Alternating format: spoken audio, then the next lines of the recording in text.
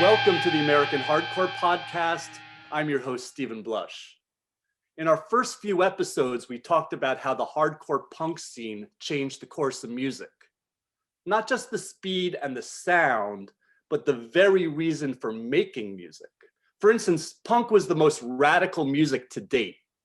The 70s punk bands, though, paid lip service to terms like do-it-yourself and all ages. But it was the hardcore bands like Black Flag and Dead Kennedys who set in motion this whole idea of DIY. They put it into practice. The original punk bands were also part of the sex and drugs and rock and roll generation. But then came the DC band Minor Threat with a song called Straight Edge. A like-minded and equally intense band out of Boston called SSD or SSD Control took that concept to the next level, helping turn straight edge into the lifestyle it would become. So let's introduce this week's guest, one of my favorites, Al Barile, founder and guitarist of the mighty Boston band SSD. Welcome, Al, to the American Hardcore Podcast. Hi, good to be with you. Great to have you. You know, there's so much to discuss, and there's so much, as you know, we don't want to turn this into War and Peace, like the longest thing ever done. But I know there's a lot of modern politics we want to talk about too, but I thought it would help to go way back. Talk about your youth growing up in working class Lynn, Massachusetts, Al, the hockey player, your introduction to rock and roll, and then your introduction to punk rock. So just kind of give us a little flavor of Al growing up. Yeah, so I grew up in Lynn, Mass, which is a very working class union kind of town, but suburbs, which is probably 30 minutes out of Boston, to the north of Boston. So grew up, loving family, mother and father, provided me with the things I needed to do. And, a big theme in my life was teams. Okay. My whole entire life it's been based around teams and teaming and things like that. So as a kid, I had a little crew, and we terrorized the neighborhood, basically. Not glamorizing anything, but certainly various levels of delinquency were. So I had that crew, and that, and then we, all us guys played sports and hockey and football, and migrated through junior high school and high school, and somewhere along the way, say around in the 70s, in the early 70s, I started to get into like the Jackson 5, that era of like, I guess, that's when I first became aware of music. I'd say early 70s, and then 75 was probably a transitional time. But I mean, early Jackson 5 and the Osmond Brothers and that stuff, like the stuff you see in the magazines. And then, I remember Don McLean, American Pie. And I used to go downtown in Lynn. I used to take the bus or go with my mother. And there was a little record shop, it wouldn't even be even before independent music. It'd be this little mom and pop record store. And they'd have the singles behind the thing. The albums used to be over here, but it was not a lot of albums, I'd go in there and buy the singles. I remember buying Rick Derringer, Rock and Roll Hookie Coo, and Dobie Gray, Drift Away. So those were that's my original what I bought. I bought the Jackson 5, like ABC, one more. So I can't remember all the singles, but all those singles that came out, Puppy Love, Donny Osmond. So that whole thing up until that period was how I really got into music. But then 75, so 8th grade would be 75. I remember started getting into trouble a little bit more, like maybe just pushing the envelope a little bit more, not like really bad trouble, but like pushing the envelope. And so Queen was the first band I became aware in the 8th grade. Night of the Opera had just come out, and I remember seeing the Queen video on TV, when Night at the Opera, and saying, geez, what's this? So that definitely peaked. There was a girl, Christine Engelman, I believe, and she was a big Queen fan, and she was really talking up Queen. So got into Queen. Fast forward, 75, still on, a bunch of sports teams, baseball, hockey, and stuff like that. And then started having some issues like 75, 76, like things started where like these teams were kind of falling apart in front of me. Like my sports teams were kind of falling apart, and my local guys that I hung around with kind of some little bit falling apart, reshaping itself. And so I guess you could say I was like lost a little bit, maybe, you know. So from 75 to like 80, I guess definitely were like my searching out years, trying to figure out what's going on. And I also felt that I really could during these issues with like these teams, like I had conflicts with like you know, the hockey coach, the baseball coach, and my father was involved in this scenario too. So my father's very outspoken. He's, you know, my father wouldn't take shit from anyone, you know. So, you know, I have to almost, you know, my father's involved in this whole thing. So I really didn't feel like I had a voice in many ways. Okay. I felt I'm a very shy guy to begin with, and I'm not sure if that even comes across, but I am a very shy guy. And I didn't feel a lot of self-empowerment at all. You know, I felt you know, I felt it inside me, but I couldn't really like when I was with my friends, you know, you could see that I kind of knew where we were going, you know, very self-confident, self-aware.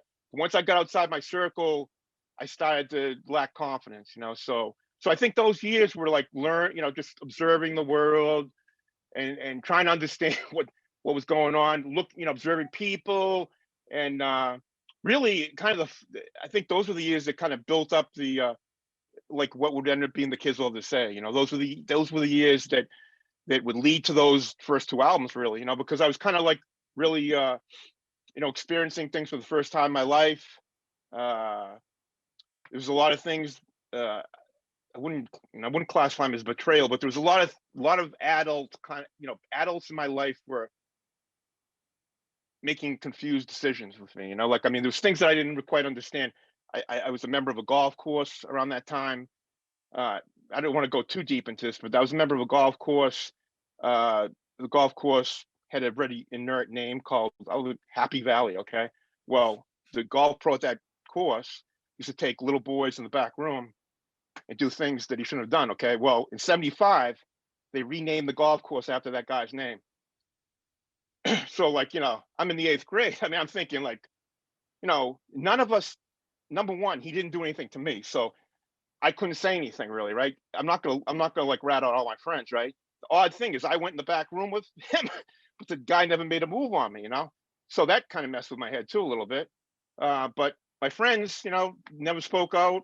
But I mean, it wasn't even about that. In fact, I used to think about the guy's family. I used to feel bad that if this ever came out, you know, with the guy's family don't know anything. Okay. So what that taught me at that point was you really can't trust, you know, maybe what people think, you know, or even putting a name on a building. I mean, how do you know what's really going on there? So I really did start to look at the world a little differently then, a little skepticism.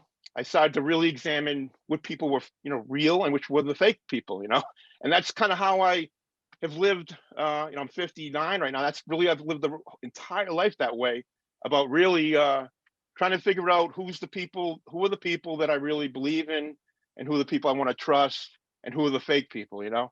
And you know, I don't think it's my place. I'm not going around here calling out fake people and phony people. But you know, if in my if they a part of my circle of interest, you know, then I'm gonna call them out, you know.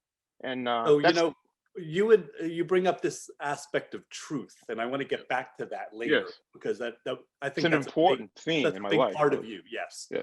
Um, but I Like, know I'm just gonna it kind say, of sounds. without truth, Yeah. my whole thing is it's like nothing, you know. Like me, if there's no truth, then like you might as well say I don't exist, basically, you know. So that's how important it is, you know. Mhm. No, I've always felt that about you, and I'm going to talk about that a little bit longer, a little bit Yeah. later.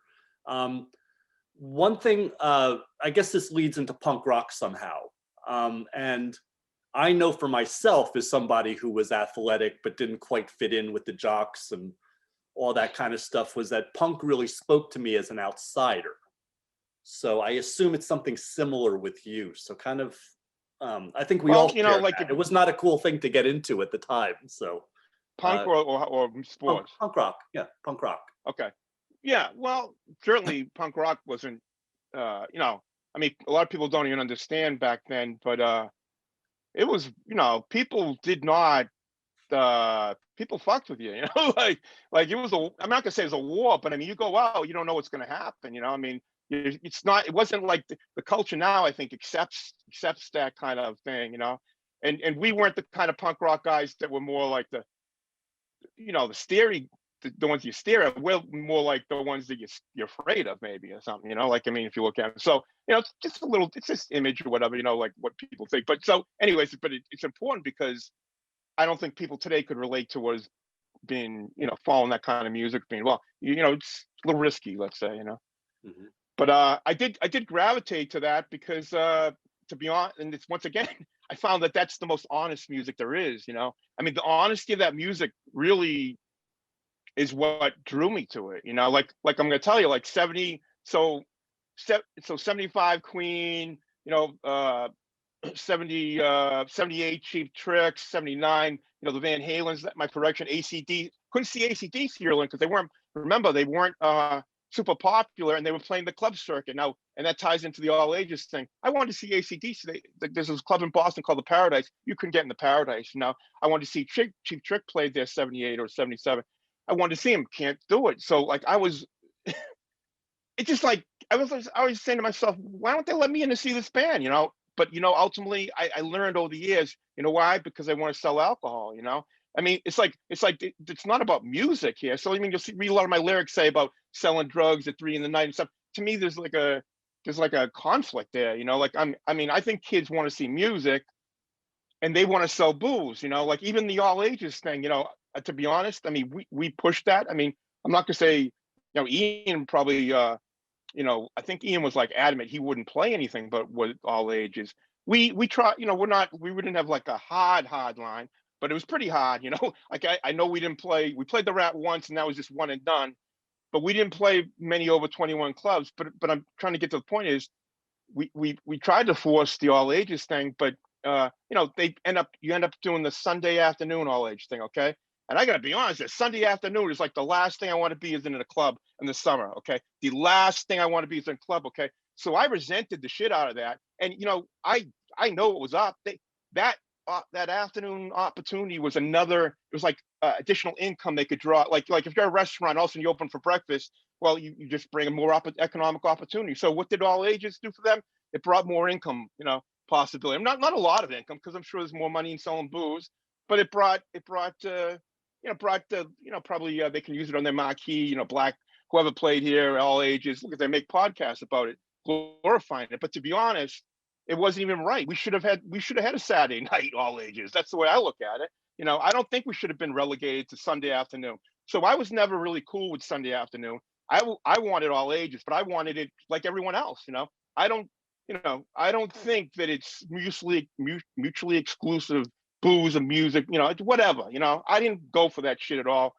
So, we started off in alternative spaces, I mean, and these ideas were hatched way before SSD. I was trying to think of how I could be a promoter, how I could do this, where I would put these shows on. So before the band had even formed, I believe, like I was trying to find, but I mean, it was important that the space had to be in Boston, okay? Couldn't be, I'm going way off now, but it was important it couldn't be in the suburbs really, because this had to be a Boston thing, I felt, it had to be centrally this. So, it just made it a little bit more difficult, but we found a way to kind of put Boston on what I feel is its path to, whatever it was. Everything you just said before kind of led into a question that I had, which was talking about Okay. the rise of SSD Control. Okay. What did you set out to do, and what was in your head at the time? Well, my head was to just be a impact fan, like I mean, it's like I must have big balls or something because I probably shouldn't say that, but like I mean, I'm a kid from Lynn who really didn't play guitar that long and learned it in a very unconventional way. Like I never learned by playing other people's songs, I kind of like maybe I think I learned one Ramones song. I think maybe a Ramones song and a Black Flag song. I don't even remember. My guitar teacher, and that was it pretty much. I never really enjoyed I never really sat down and said, "Oh, this is great." I thought that guitar was a vehicle to the truth. It was like my way, because you got. I say this to other people, and I don't think people understand it. But growing up in my high school, the kid who played guitar was the guy who had like long hair down to here, maybe like a scraggly mustache, and he was like everything was Led Zeppelin. So that was the kid that I interacted with, and I used to say, "This isn't me. I'm not gonna. How am I gonna play guitar? This isn't gonna work. Who's gonna want to play in a band with me? So like I used to think this is crazy. But I said, well, I gotta try. So I told him, like, can you? I want to try this. So I tried, and some in my head, it was all about being in this band. Like it wasn't even about learning guitar. It was about being in this band and writing these songs. And it wasn't even about getting on stage. I gotta admit, I never really had a. I didn't do any of this because I said I'm going to go on stage and like, oh, I never really said I want to go up on stage. I don't really like being the center of attention. I'm very shy actually, but but I said I'm going to do what I have to do, like because I figured I'm gonna voice and I'm gonna like really what it was. I was gonna form a team. I'm gonna that's really it. I'm gonna start another team right now. Like it's time to start another team. So that's where I put an ad in the Boston Phoenix. That looking for these people. I happened to meet my bass player at Dead Kennedy's show, I believe, and maybe some other shows. So so I had a plan. I think I had a lot of courage or a lot of gumption to think I could pull this off. Because like I said, I don't think I was like the prototype guy that I mean, if you asked anybody in high school, I don't think they would have picked me to be the guy in this in a band period, let alone a hardcore punk band.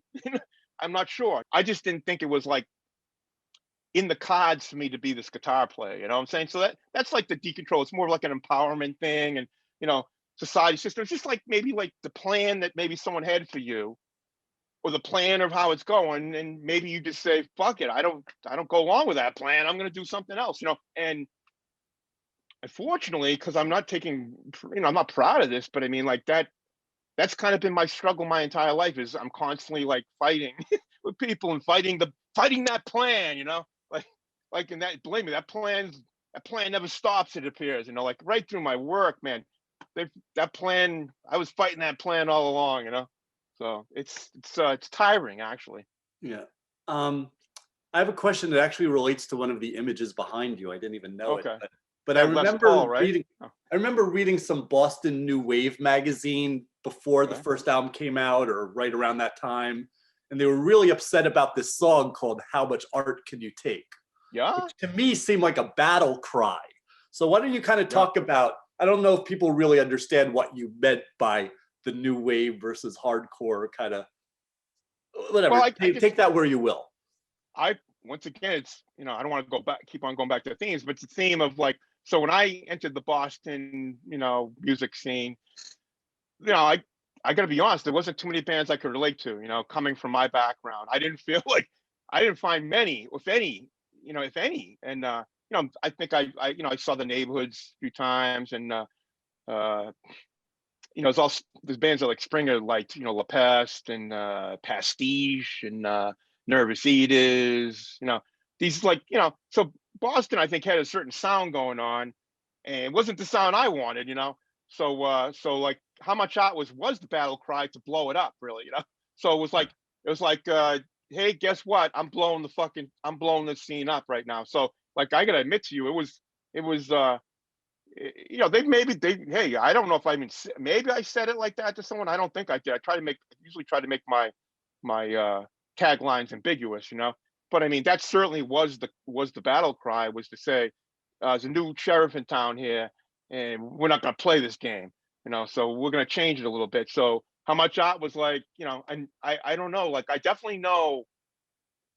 It's interesting because we didn't do it in their places, because their place would be I Call the Rat. That's, I'd say, their central thing. We did it in a gallery, so there's the How Much Art thing. Like it's like we're gonna start in the gallery and work outwards. They're in the clubs and they're art band. I call them art bands, post punk, whatever. I used to call them art bands. And they, I don't know, like, and I'm gonna do it or not. So I no, just really, I I immediately connected with your band when you did that. I mean, not that I even didn't like the art bands, yeah, but yeah. I just really, as a suburban kid, really understood where you were coming from. And it really Well, immediately connected with me. I think it was a big changing point in Boston music scene in a way. You know, people might not know it, but there was, because I could go down a list of bands that similar to maybe when like the grunge bands came into the hair metal scene in a way. You know, all of a sudden they're looking around like, what hit me? You know, I mean, it's not much different actually. You know, but we didn't have the help of MTV.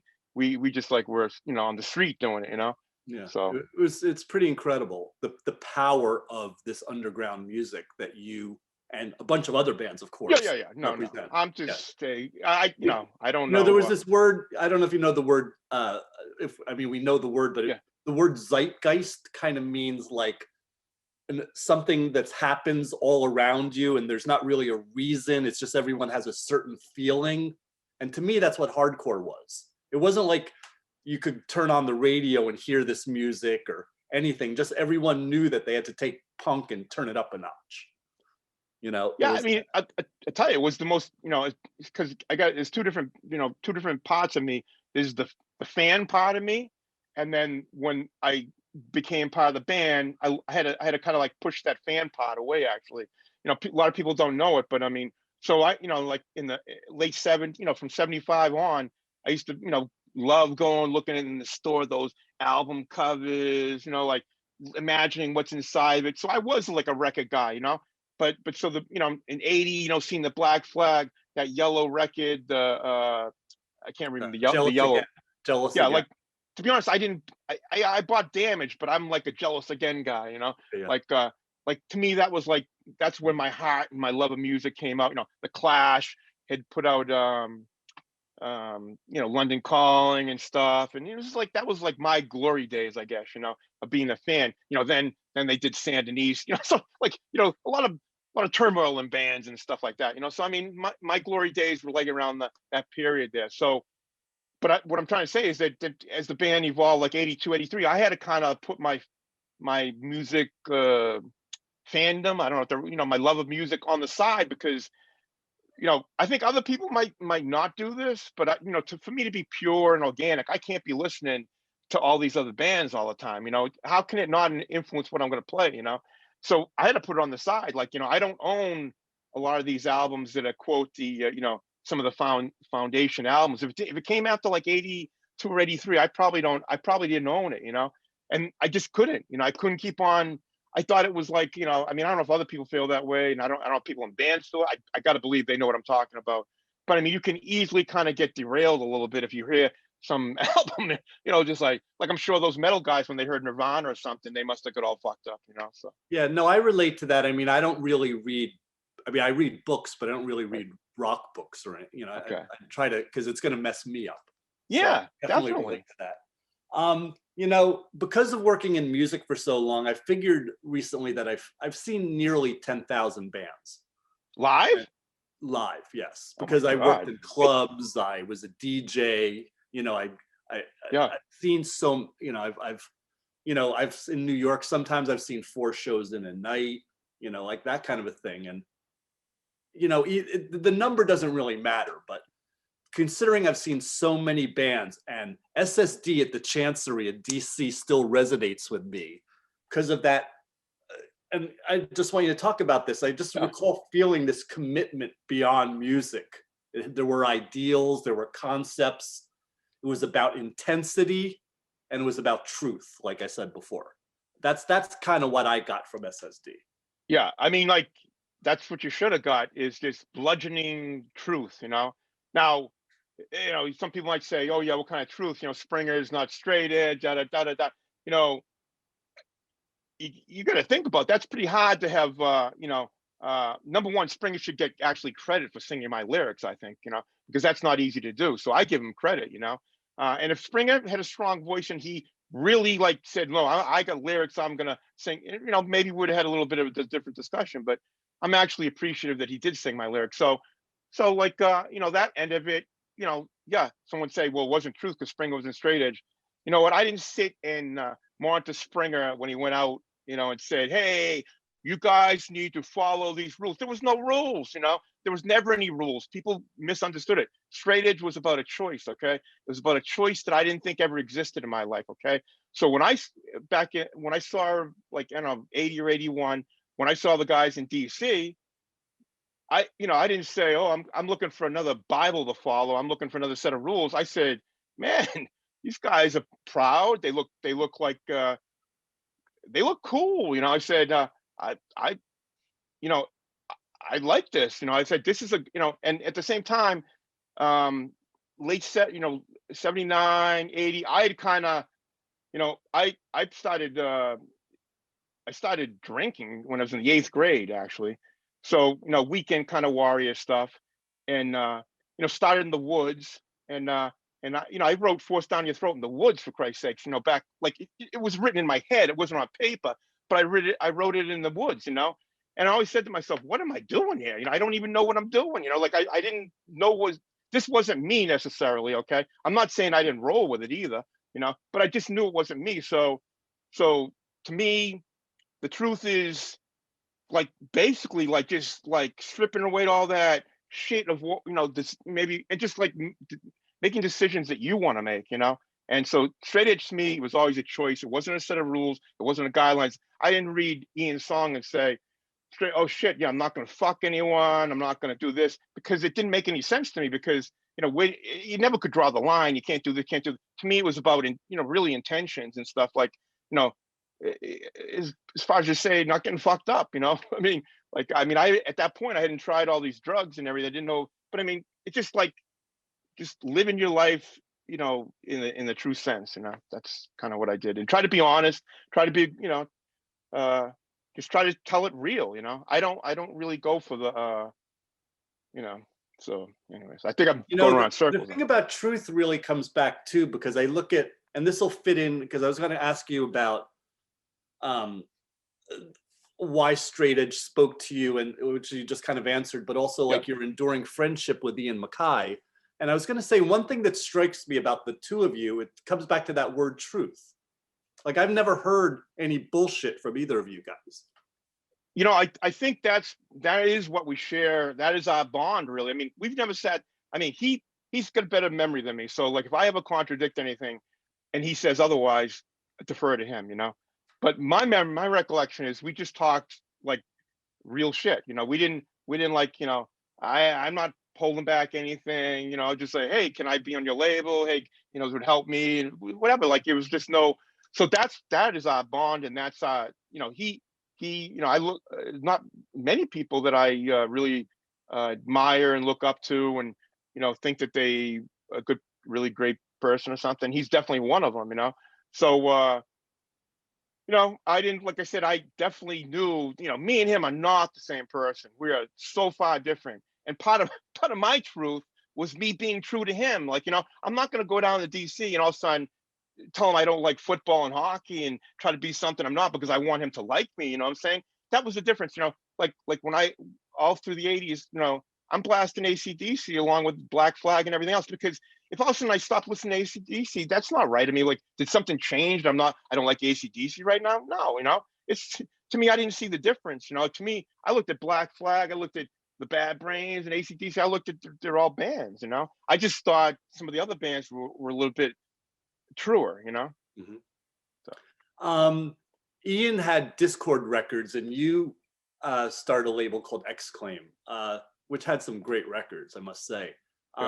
So talk about Exclaim, that whole venture, and that rise and fall, but also, you had these really cool record covers, like Kids Will Have Their Say and Get It Away. So, And number one, I wasn't trying to sell records, like, I just wanted to make a record. Now when it's, how it's sold and whatever mechanisms that was all going to take care of itself. I didn't like get into it saying, okay, I want to sell, 1,000 records, 2,000 records, whatever, like, for monetary things, or like, for like, okay, this is what the band needs to do. No, we wanted to make a record. We needed to make that record. That Kids Will Have Their Say record was a very difficult record to make. We recorded once, kind of a demo. Actually, I think we made like a How Much Art demo the first time we went in the studio. And then we tried to record it. It wasn't happening. I think we tried again. this wasn't right. I think we tried one more time, and I think we finally got something that we put out. So it was not an easy record for us to make.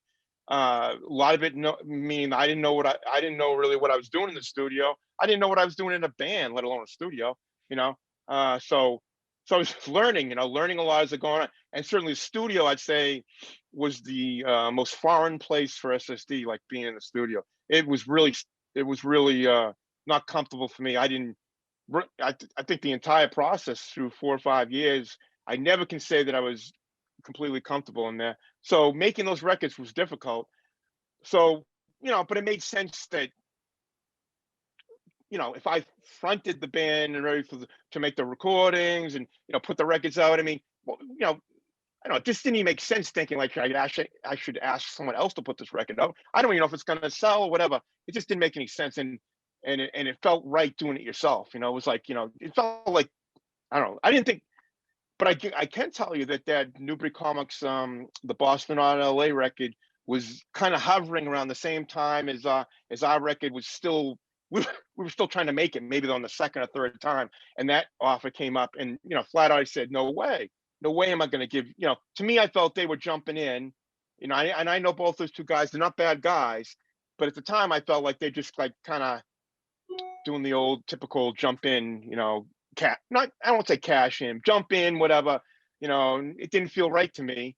And I know that record's gone on to be, very successful. A lot of people think that's the, one of the important hardcore records. That's great. But if you ask me, do I regret not being on it? Never, not for a second. Do I ever regret it? I think it's great. It's just not our record, like, it's not, wasn't going to be our record, and I would never have signed up for that title. I didn't agree that I would never agree to that title, so I think it's a stupid title. I thought it then, I think it now. I always thought it was a stupid title, so you really helped drive this original Boston hardcore scene. You inspired kids to action, and you really set the bar in terms of the intensity. So kind of talk a bit about this early 80s Boston hardcore scene that as it grew up. it was very intense, very forceful, and certain, I think we had our style. I don't think we were out to hurt people. I don't know if that maybe that's the best way to put it.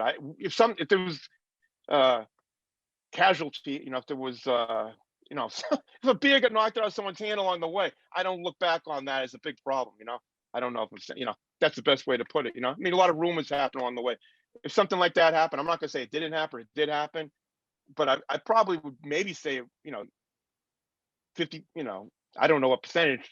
It wasn't intentional, but it could have been intentional. I don't really know how to answer that, but that's the folklore you might It was hear just about. But so yeah, great in like this rock and roll milieu, if you will, of like, knocking a beer out of somebody's hand, because the beer was such a thing with rock and roll, and yeah. it's I really, don't. Plus, it's expensive too. Like, I'm not gonna say it didn't happen because I'm sure it did happen, right? But on the flip side, even back then, I it's kind of cruel to knock a bear out of someone's hand they just paid $2 for or something. I don't know if I don't know. Like you said, I'm not gonna say it didn't happen, but it's not something I would do every day. yeah. I know you fairly well. I don't know if anyone knows Al Barile really well, and I don't No think I one know you doesn't. well, but I'd say I know you fairly well. Yeah. And I remember being like, for the American hardcore film, being in your house watching a hockey game. It was a Bruins Rangers game. I don't know if Oh you remember that. no, So I remember. so I know What year was sports. that, by the way? What's that? Was that like 2010 maybe, or 9 or Yeah, something? something like that. Yeah. Okay. So I know what you think of New York on a sports level, but what did you think of the New York hardcore scene? And kind of talk about, we hear stuff went down between New York and Boston. That's been talked about, but I don't know, just give your perspective on all. Yeah. So my perspective is, my original perspective is, so I went to see Cheap Trick in like 1979 to the Palladium, and so that's like my first like me driving to New York by myself, whatever. And I grew up. I had a lot of hostility towards New York because of the Yankees Red Sox thing. Actually, more than the Rangers thing, because I grew up watching Bill Lee get pummeled by Greg Nettles, and it was a lasting image. It really bothered me, Uh, So, and at the time, the Yankees, those '70s Yankees were like, the bullies in as many respects. So I mean, I just couldn't relate to them. Like maybe if I grew up when Babe Ruth was there, maybe I could have been a bit, I don't know, but I could not relate to that '70s Yankees team, and it spilled over into my personal life, a little bit. Okay, so I'm not gonna say I didn't go down to New York with like some bitterness, but I did realize it was a sports thing. Like I'm not like a crazy guy that's just like, to me it would be like a friendly rivalry, like sports thing. But it wasn't like, because I can tell you the honest to God truth, New York was like our second home. We played New York definitely almost as maybe as Boston, I would think. It wasn't, we didn't play a lot in general as a band, but New York treated us unbelievable. Like I mean, so I could never ever say that I didn't like New York. I mean, they really treated us well. I could never say anything bad things about New York. Now my impression of the New York scene. Okay, we're talking scene. When I first showed up there, my first time I saw Bad Brains in 171. Like probably this was like March of '81, I think. So that was like an underground thing. 171 is like quote the scene. You're not going to go to 171 if you're not part of the scene. But we happened to stumble in on 171, and there wasn't a scene. That's all I'm going to say. I mean, I didn't see much of a scene. Maybe Harley was, I don't even remember, but Harley was a little kid back then. I didn't see the scene. I remember there's a guy, Booby. I remember these guys, Booby. So I remember some of these early people, but there wasn't much of a scene. John Joseph, I remember, was around, but he was in the Bad Brains thing. I didn't know where he was from. Originally told me he was part of the DC thing, and then come to find out he really wasn't part of that DC thing. So, there's a little, I didn't really understand it, but then so as every year we would come back, and I think the final year we played was I think it was like Rock Hotel, Great Gildersleeves, and that was the moment that like now if you're asking me from an outside, I'd say that's the moment I said New York has a hardcore scene. Now it might have happened a little New bit earlier, York but was that was late the to the first time. game. There's no doubt about it. Compared to DC and Boston, New York was a little bit later to the game. That's yeah, but let's face it, and it New York, created its own great thing, but it started slow. yeah, and it's New York has different baggage, let's say, because they grew out of the, that whole Blondie, that whole thing, the CBG, the new whatever, so they got baggage there, they got hangers on from there. Like maybe they didn't blow it up like I was. Like if I was in New York, I would have blew up all those people, got them the fuck out of there. Like I think they let them linger on a little bit more or something. I don't really know. I'm not from there. I can't speak, but they had their own baggage to deal with. And, New York is based on those clubs that stay open to 4 in the night. So it's a different thing. Like I don't know if I would have endeared myself to that thing, but there's something beautiful about it too, in a way. It's got ugliness, it's got beauty in it. I'd say the same thing when I used to drive down to New York. My running joke, and some of my thing would be like, say I drove to New York in 1980, and then I go back in '84, and I'd say that's the same fucking piece. That's that fucking same rapper I saw in 1980 sitting there. And it was a joke, but I was serious. Like I swear to God, that fucking piece of trash was still there like 4 years ago. So that was like what I thought, and that's where Get It Away came from. Get It Away, I got past it. I said, man, you gotta draw this scene in my head, okay? It's like New York, like the street New York, fucking trash everywhere, smoke everywhere, bottles broken. I said, this is what I see when I come to New York. Can you draw this for me? Now Pustin at the time only drew monsters and stuff, don't even know, but I love that cover, as much as I love the first cover, I love that cover, he nailed it, So I don't know if I don't even know what I'm talking about now.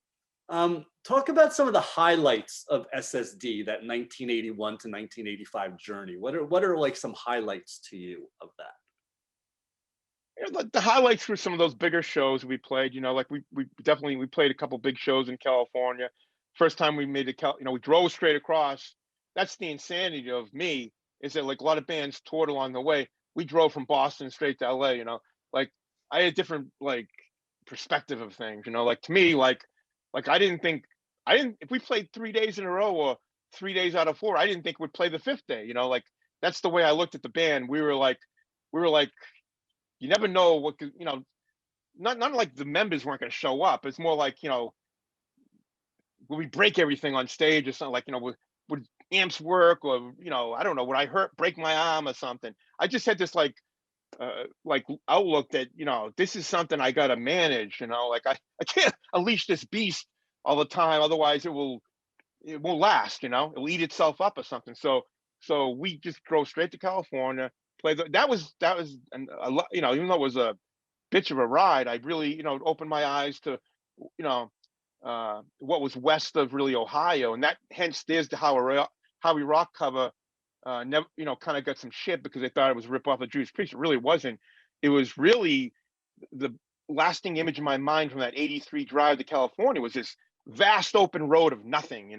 Fields left and right, nothing, nothing. I'm like, this is America. I never thought this was America. I thought it was like, I thought it was like where I lived pretty much the whole stretch of the country, and that's really, at least at that time, 19. Maybe now it's different, but then it wasn't. There was this vast fields, and I was really taken aback by it, amazed by it, uh, mesmerized by it. Really got a different appreciation of America a little differently. But it was a tough ride. I did all the driving myself. We did it in like 3 days or 2 days. It was like insane. But anyways, it was just a different way of doing it. And then we played a big show with GBH, and this is like Santa Monica Civic, which is a like 2,000 or 3,000 seat. That's a big step up for us to go from whatever to. But I mean, we handled it very well. We didn't. I can honestly say, me personally, I never had any nerve issues ever. I didn't. I can't say I really desired to be on stage or like look forward to it, but I never was nervous. I never really didn't want to do it. Just it was like a job. That's the way I look at it. It was like But that was an important show. I mean, friends of mine in LA have talked to me about that show. So I mean, it definitely you made an impact with in very little time there. In fact, that kind of leads to my next question, which was the odd part of SSD was that the band rarely toured because you had this union job with GE. yeah. Kind of talk about that whole divide, your day life versus your night life, and the Yeah, band so I versus job security, and like all that stuff. Well, I mean, in many ways, the job paid for the band. Like I mean, I'm not. I've always been one to believe that I'm not going to like uh, plan on the band being the income generator or generate revenues. Generate revenue streams. To me, it's like I'll work to generate the revenue streams to pay for the band, and maybe the band will eventually pay for itself. I hope. And you know or turn a small profit, but never like some big profit. So I pretty much funded. I bought the van, I put the records out, did everything I could. So that job was important, but it also was important that I was growing up during that period. Like I was learning about unions and working in a corporation. I was geez, I think I burped. Cut that up. Mhm. I was you know I just learning, learning about people was like my next evolution. Because talk about phony people, man. Like, I'm like really that I got to exposed to the union and see the hypocrisy of a union, hypocrisy of workers, hypocrisy of management, different way. And I kind of formulated right, during that period of like, well, I'm not going to be like that. I refuse to be like that, even if it means that I won't get ahead or I won't advance in the company. I'm not going to be like that. I'm going to be my own person. I'm going to live my own truth. Like I'm going to be the, and as far as when I say this truth part, it's like everyone's truth might be a little. There is only one truth, but I'm saying my truth might be not facts. When I say my truth, my destiny, what I'm supposed to do, how I'm supposed to live. When I say truth, when I say the truth matters, that's like that's the ultimate real. That's real facts, not the alternative facts that we're seeing now today. So I think that could confuse people. I hope it doesn't, but No, it makes sense. Um, t- um, Tell us about the breakup of SSD. well, I think to understand the breakup, I gotta take it back to the musical transition. So, Get It Away. I mean, Get It Away comes out. We add a second guitar player. He doesn't write those songs with us, but he's recorded with us. So we layer it. So we have this new expansive sound that's really actually exciting, and we're excited. We tour, we don't tour. We drive to LA on that '83, okay, and we play like 4 shows or whatever. We drive straight home. We play 3 shows or 4 shows. We drive straight home. So, now, we're in the process of writing How We Rock, and when I look back, I thought the first two records, I thought we wrote some good riffs. I'm the main songwriter, so analyzing my own work. I thought I wrote some good riffs, but I didn't think I wrote complete songs. Okay, I thought that I thought the attachment to lyric to music, definitely needed to get better. And I constantly do this self analysis my entire life, so this is a constant thing. I'm not playing armchair quarterback later on. These are the thoughts that we were having. So, and I said Springer, and I do regret some of this, and I can explain, but I said Springer's need to up his game a little bit. He's got to get better. And I could get into the real minutia of it, of his singing, but there's certain things that he needed to improve upon in the minutia. Okay, so we sent him to voice lessons. We tried to really help him. At the same time, musically, all these bands like Gangrene and Jerry Kids were on the scene, and um, my impression were they played fast and they played really well fast. Okay, my impression, once again, like hearing you speak about when you saw us here or there, you got to understand. I don't know if people understand this, but when I'm on stage and we play, right?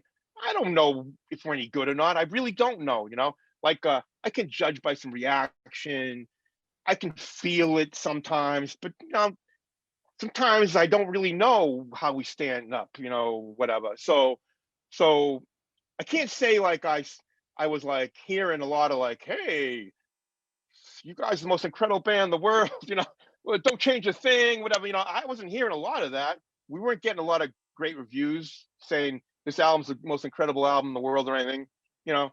So, in many ways, I'm just like doing my own self-analysis, but not getting a lot of data from anyone else. So I thought we had to slow down, number one, because I thought like when we were on stage, I can tell you these thoughts were in my brain. When we played on stage, I don't know if people even realize it, but the sound when you're playing on stage, what you hear and realize back then there wasn't a lot of monitors and stage sound. So what you play on stage and what the audience hears are two different things. It's never the same, okay? What you hear through these two ears depends on where you are and all these things. So half the time, then I'd get off stage and I'd hear Gangrene play, and I'd say, "Oh my God, these guys are so tight. They're amazing." I go, "We're gonna eventually people will just like forget about us if we keep up on this path." I go, we really have to hone in on what we do well and kind of like work within those things." And I made the conscious decision. I go, we got to slow down. Now, on hindsight, a little bit, I think some of that chaos and out of control, whatever feeling on that record is actually the beauty of that record.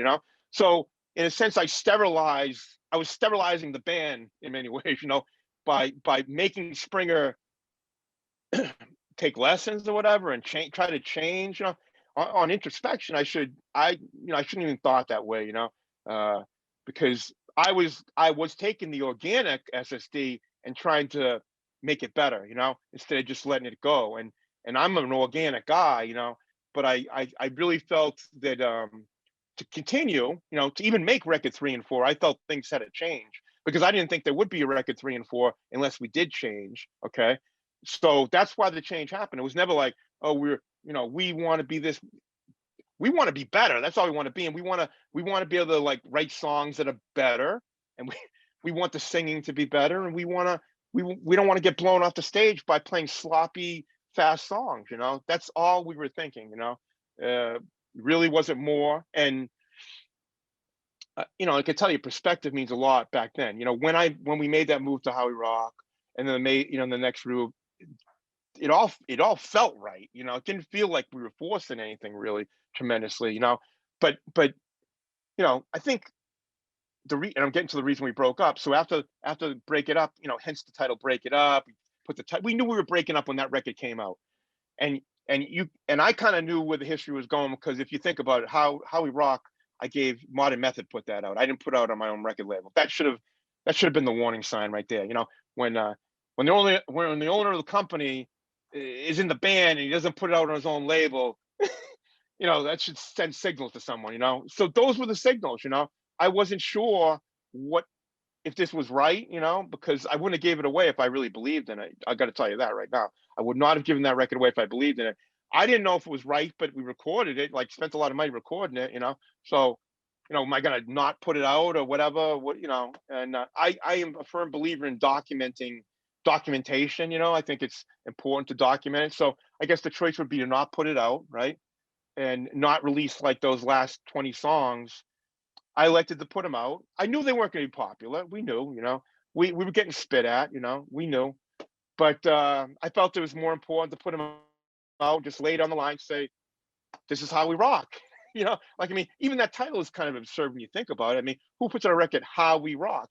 I just was trying to say, this is what we're doing. This is how, we're being true. You might not like it, but this is real. We're not like, we weren't forcing anything really. We were just kind of evolving and yeah, I mean, and then I can just tell you about perspective. I remember like looking at it like in '89, looking at 96.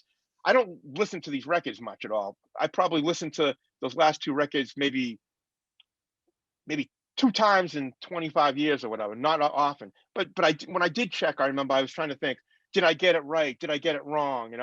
And it's changed sometimes. Sometimes I think I mean I remember what we were doing, and sometimes I think, yeah, we should have let it go.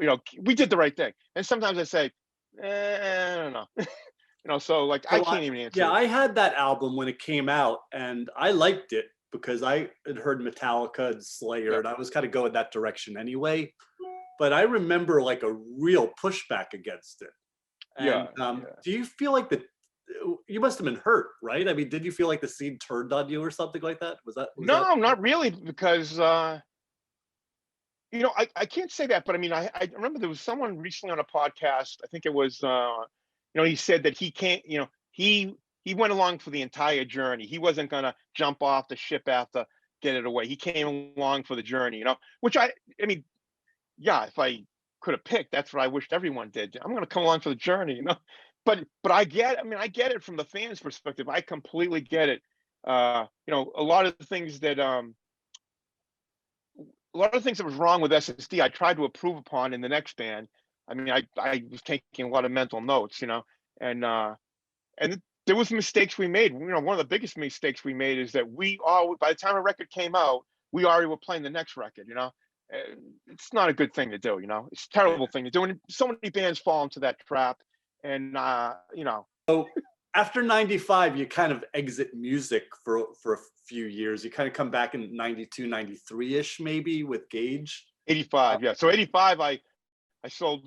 85, important that I saw the scene breaking apart too, as well as my band. I also saw the scene breaking apart, the Boston scene. Okay, I saw the the central location now shifted a little bit. It wasn't the galleries or the media workshop. Now it was the clubs, and it was soon to be the Rat, I believe, and stuff like that. So there was a shift going on, and there was a street in Boston that I refer to called Queensbury Street. And I felt that my crew was being dragged into this Queensbury Street. I'll label Queensbury Street as the den of destruction or something. And nothing good happened on Queensbury Street. Let's just put it that way, okay? I didn't even hang out on Queensbury Street. It was a very inert.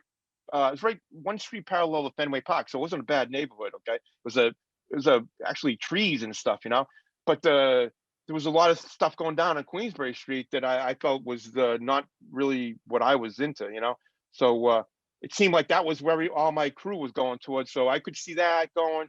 I'd met Nancy at the time. I started to think about, you know, I definitely didn't want, I at the time I was thinking of, we had achieved some level of success, whatever that, is.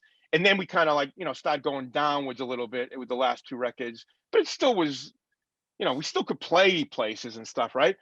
So I remember having this thought saying, um, hey, we've achieved this level, we could still make records and stuff, whatever, even though, like I said, we did hurt ourselves maybe with those last two, the third and the fourth record. I said, do I want to hold on to this, or would I rather throw it away and start from scratch again? And I said, fuck it, I'd rather throw it all away and start from scratch again.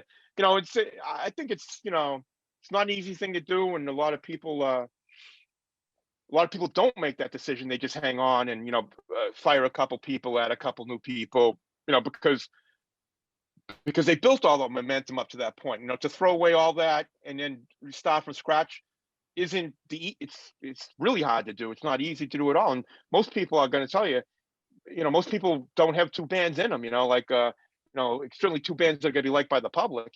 So it's not it's daunting, I would say. Yeah, maybe Ian, you could say, is an exception because he had Fugazi after My Threat. Maybe outdid his first band. But that's the exception, I think, than the rule. But he walks on hallowed ground, so he didn't have the same rules us mortals have to live with. As far as like I think the critics always a little bit more receptive to his thing than our thing. Yeah, probably.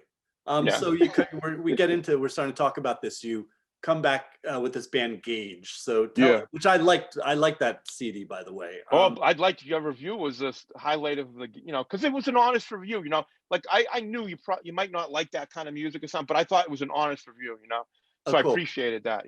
I thought some of the reviews, I just want the honest ones. Don't like get hung up on that I was in SSD, because I didn't go around trying to use that as my business card, hey, I think the only time we opened up the Mighty Bosstones in New York, and it was actually a mistake, the only time that I leveraged anything from SSD into anything, and it was probably a mistake because that was like our second show and we weren't ready for that. My singer wasn't ready for that. Anyways, so Gauge was the same idea. I was building another team. Okay. I had kind of spent a little time at GE. Now I spent like 90 to like, yeah. So we're going like late 80s, into like 90, 91, let's say. Okay. I started getting into the stock market, actually, believe it. Okay. And I started to not day trade, but trade a lot. Okay. And I made some heavily investments in Apple.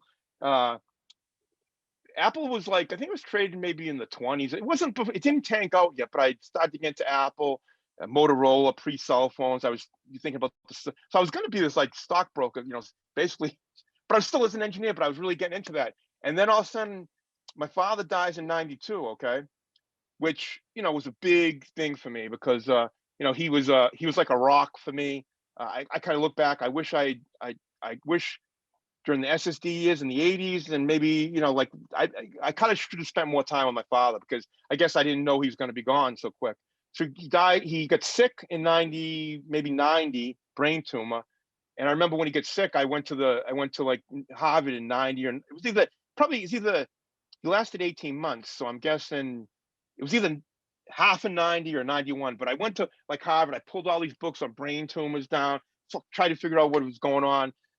I did all the research. It said he was going to die in 18 months. He had high grade glioblastoma. So I knew he was going to go then, but he'd already had the tumor removed and he was kind of like, he wasn't really there. So I kind of regret that. So anyways, my father dies. I'm lost.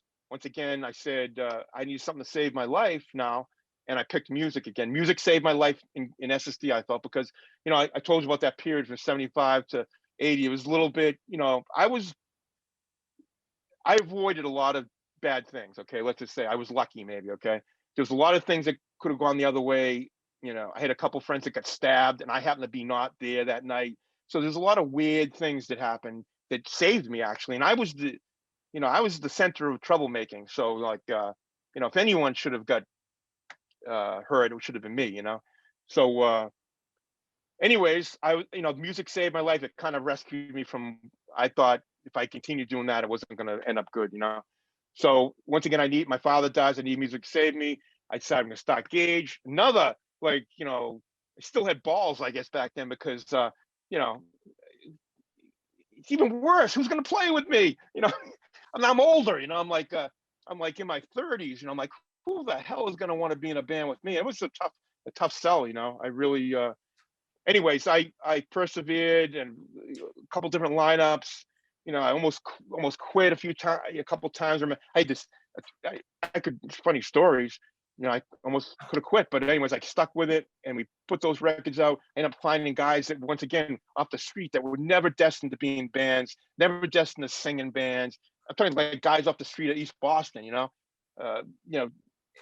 they were in my band and I loved it. I thought it was great. These weren't the typical kind of guys in the band. So, and I thought we made great music, and that band was set up to appreciate recording music. I wanted to do what everything SSD couldn't do. I wanted to have songs that you could sing, singing songs that based around singing and melody. I wanted to appreciate the studio, embrace it, love it, and I built my own recording studio to make those records. So it was about the entire process. Like I brought cello and violinist in. Who the hell am I to bring a cello and violinist in my cellar to record a record? This is insane. But I did it. and I pulled it off. I pulled it off, man. Like if you listen to that, I mean, I had to sit there and arrange a violinist and a cello. I don't know how to arrange shit, but I pulled it off. And these are people I just, it's like the connections in life, So those are the things I remember, like, the day that I brought this violinist and cellos down and I said, man, I hear this on this song, please help me with it, So that band cost me a lot of money. I spent a lot of my own money. I got out of the market, which cost me a lot of money. I mean, a lot of money. That was like the time to stay in the market. Sounds like but see, that doesn't mean anything to me. I'm trying to tell you that because I have no regrets, I honestly have no regrets because I'm sitting here, I'm disabled, I don't have a job. I've been out of work since 2017. I never, I'm not going to say I don't need a car and I don't need a roof over my head, because I do, and I need the tools to make music or make art or whatever, So I'm not going to sit here in the line and say I don't need money, but I'm going to say that money doesn't drive me, it doesn't, that's not my goal. It's never been my goal. It's not my focus, So I don't regret Gage, no one knows Gage, okay?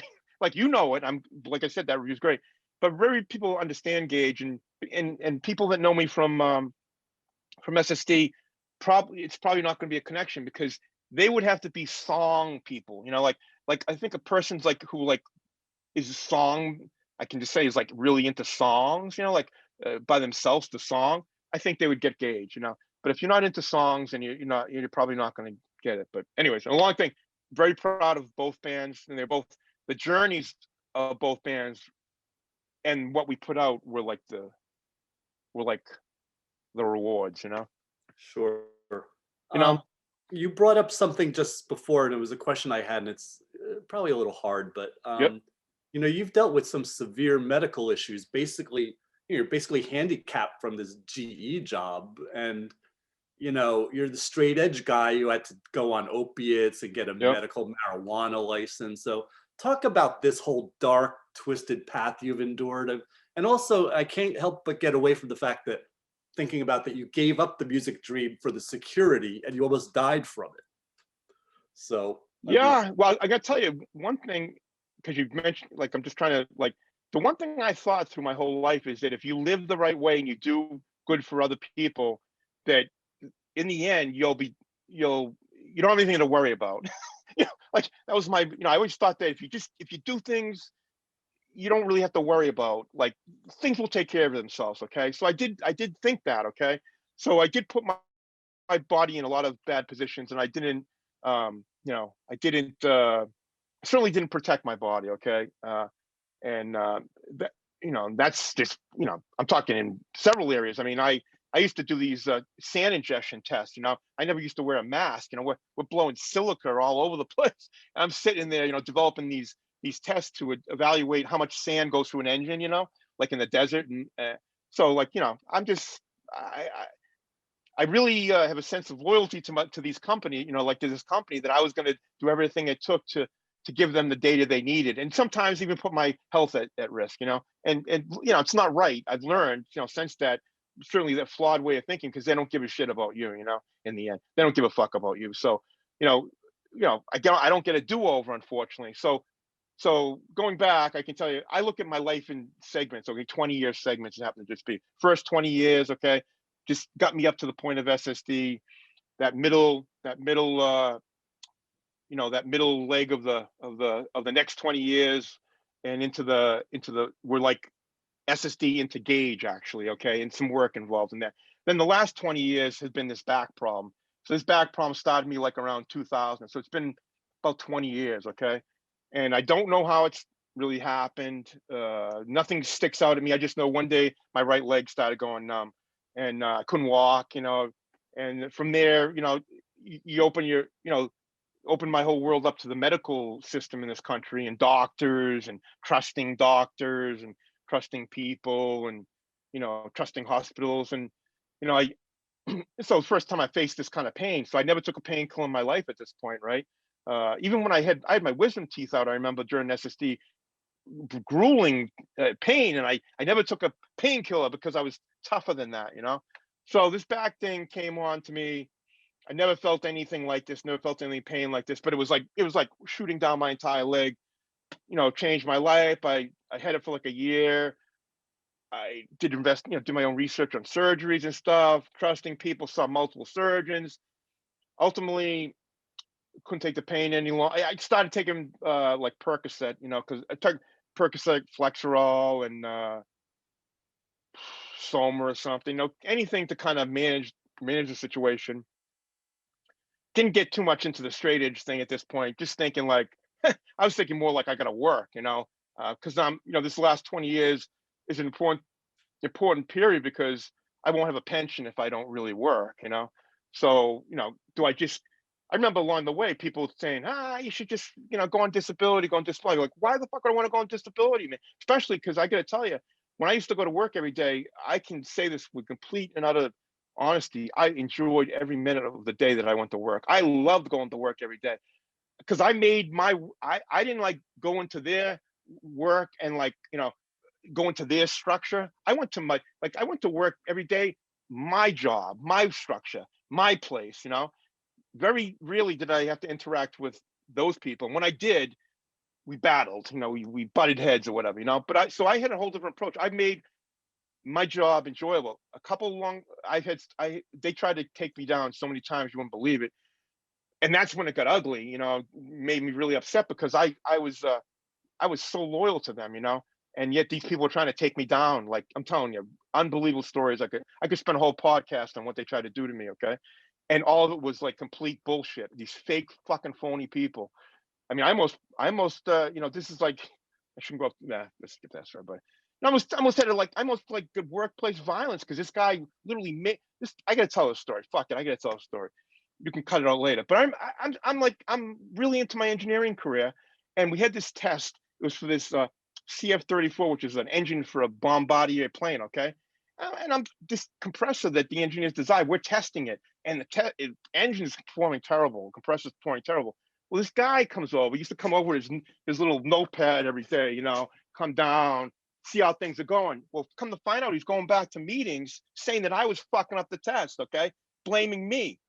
So I was so blown away by this that this guy would be going back to meetings, pointing the finger at me. I was like, so I learned this important lesson. There are people in life that make themselves look good by putting you down. Okay. And I learned that was a big thing right there. So I was like 91. I'm like, man, this is a whole new level of phoniness. They're actually going to make themselves look like by putting you down. So I went after this guy. I mean, I went after this guy. I was in front of his office. I don't know what would have happened. Okay. But some human resources person took me out and drove me outside the plant or whatever. Now, this is many years later, workplace violence is a much bigger thing. We hadn't any formal plans back then. And I would have got fired if that happened, 10 years later or 5 years later. But it's an important story because there's sharks out there, man. And if you're not aware of it, if you're naive and you go through life thinking that everything's going to work out good, if you think positive about everything will turn out okay. That's not the story, man, because that's not life. It's not real, and that's the best way I can say it, that I had a choice to make, which was, to work, to continue my career, to continue to do what I'm doing. And I took these medicines. Okay. I think in many ways, I was the poster child for OxyContin. I mean, I hit it right at the right time. Okay. And I was on a lot of it. Okay. I was on 240 milligrams a day, high doses. I've been on as much as 700 milligrams of oxycodone a day. I've been on lot of medicine. Okay. I have a extremely high tolerance. Okay. And the other thing is I don't get like naughty on medicine. I kind of plow through pain, but eventually all medicine stopped working. So the medicine thing isn't the long-term solution. I was looking for someone to help me. I just was trying to buy time, keep on working, trying to buy time. I've ended up having 5 or 6 operations, multiple fusions. I've got a real long fusion from T6 all the way to my lumbar, and I won't lie, it's challenging. It's like the last 20 years have been a waste, in many sense. I worked, most of it, but I probably was performing at 70% of my potential, which isn't bad. Better 70% is way better than most people. But wasn't my tops, and I did look. The only thing about the relation of straight edge, I used to think that it's funny. I just think it's funny that the guy who was like pumping straight edge is now the guy who's the poster child for rocks. I would like to even make that poster. It would be funny to me, because it's ironic. It's life, There's no certainty in life, So you can, when you're 20, you can say yada yada yada yada, but you don't know in those other phases in life what life's going to throw at you. I mean, at 20, and I'm gonna make a statement here. I believe in straight edge today more than I ever believed in it. Okay, I believe in it. If even possible, I believe in it more than when I was 20. Okay, only from new perspective I've gained from the other 20 years and stuff that I don't even know why people would even want to take heroin, to be honest, or any of this stuff. I don't even I had to take it because of this pain, but recreationally, I don't know why someone would want to put them through all that, because it's not easy living, for the little, I don't know, because it's hard for me to relate to, because I'm a pain perspective. I'm trying to be normal, and what I know about junkies, I think, or maybe I don't want to call them what I know of people that use, I think they also want to be normal, so in the end, they're doing the same thing I'm doing, almost like trying to be normal, So how they ever get into it, in the end, they're just trying to be normal. They're not even trying to get high, Uh, now, shift to the weed thing, of course, a lot of my lyrics were against marijuana again, but I mean, I had no perspective from it, didn't know anything what it was about, really. Okay, never really tried it. Maybe I took a hit once when I was, 16 or something, but never really knew what the effects of marijuana was. So I wrote about a lot of things that I maybe didn't know a lot about, but I made general statements, which maybe the guy now wouldn't make those statements. Once again, I still believe in straight edge more than anything, but I think marijuana is an interesting medication, or plant. It's a shame that we haven't studied it for the last 50 years, because I think on a personal level, I think it's probably going to affect different people different ways.